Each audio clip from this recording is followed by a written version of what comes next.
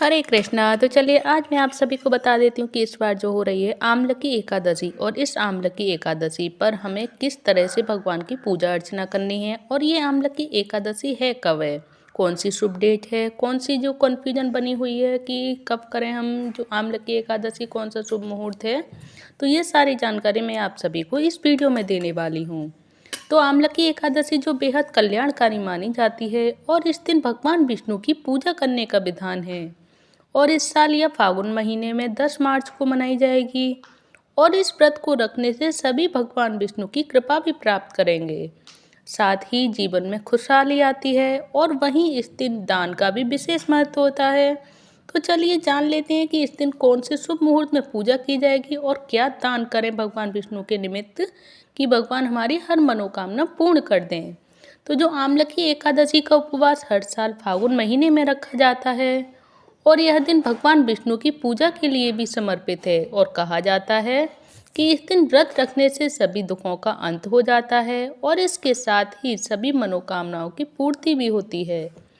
हिंदू पंचांग के अनुसार इस साल यह एकादशी 10 मार्च को मनाई जाएगी। वहीं इस दिन दान करने की भी जो मान्यता है, तो वो क्या मान्यता है, तो चलिए जान लेते हैं कि किस मौके पर जो एकादशी है वो इस मौके पर हमें क्या दान करें भगवान विष्णु के निमित्त, और कौन से मुहूर्त में दान करें। क्योंकि एकादशी का जो मुहूर्त है उसी मुहूर्त में, और जो मुहूर्त होता है पूजा अर्चना करने का, भगवान विष्णु को प्रसन्न करने का, उसी मुहूर्त में अगर हम पूजा करते हैं तो ये हमारी पूजा सफल मानी जाती है। तो चलिए अब सबसे पहले जान लेते हैं कि भगवान विष्णु को कौन कौन सी चीज़ें हमें दान करनी चाहिए भगवान विष्णु के निमित्त और उनको प्रसन्न करने के लिए। तो जो आमलकी एकादशी के दिन धन, आंवले, पीली चीज़ें और जो फल व वस्त्र आदि होते हैं, जो धन, गुलाल और अन्न दान का जो बहुत शुभ माना जाता है इस दिन। जो ऐसा कहते हैं कि इस दिन इन चीज़ों का दान किसी ज़रूरतमंद व्यक्ति को ही करना चाहिए, और ऐसा करने से व्यक्ति का सौभाग्य भी बढ़ता है, और इसके साथ ही विष्णु भगवान की भी खुश हो जाते हैं और उनकी कृपा भी प्राप्त होती है, और घर में माता लक्ष्मी की भी कृपा बनी रहती है।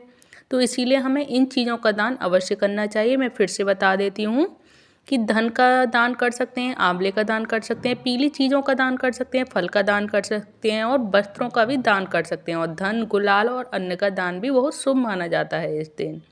तो चलिए अब मैं आप सभी को बताती हूँ कि आमलकी एकादशी का शुभ मुहूर्त कौन से समय से कौन से समय तक रहेगा, जिसमें हमें पूजा करनी है भगवान विष्णु की।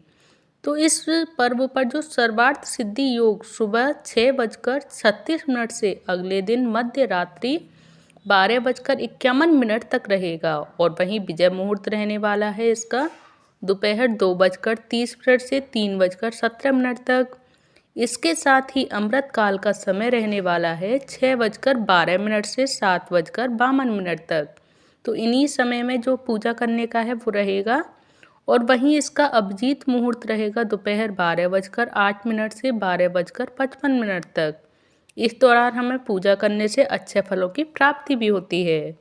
तो चलिए ये तो रहा समय कि हमें कौन से समय भगवान विष्णु और माता लक्ष्मी की पूजा करनी है आमलकी एकादशी वाले दिन। तो अब मैं आप सभी को बता देती हूँ भगवान विष्णु को प्रसन्न करने के लिए हमें कौन से मंत्रों का उच्चारण करना है, जिससे भगवान विष्णु और माता लक्ष्मी हमसे प्रसन्न हो जाएं।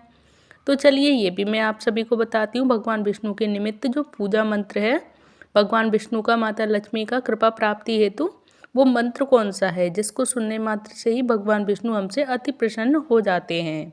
तो मेरे साथ रिपीट कर सकते हैं आप सभी भी। तो सबसे पहला मंत्र है ये, ओम नमो भगवते वासुदेवाय नमः। ओम नमो भगवते वासुदेवाय नमः।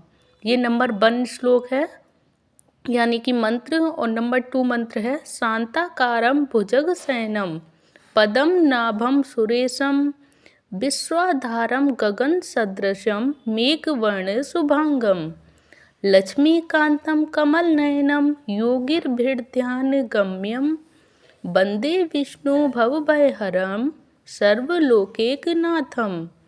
ये है इसका भगवान विष्णु को प्रसन्न करने के लिए 2 मैंने मंत्र बताए आप सभी को। पहला है ओम नमो भगवते वासुदेवाय नमः, और दूसरा है शांताकारं भुजगशयनं पदम नाभम सुरेशम विश्वाधारं गगन सदृशम मेघवर्ण शुभांगम लक्ष्मीकान्तं कमलनयनं योगिर्भिर्ध्यानगम्यं वन्दे विष्णु भवभयहरं सर्वलोकैकनाथम।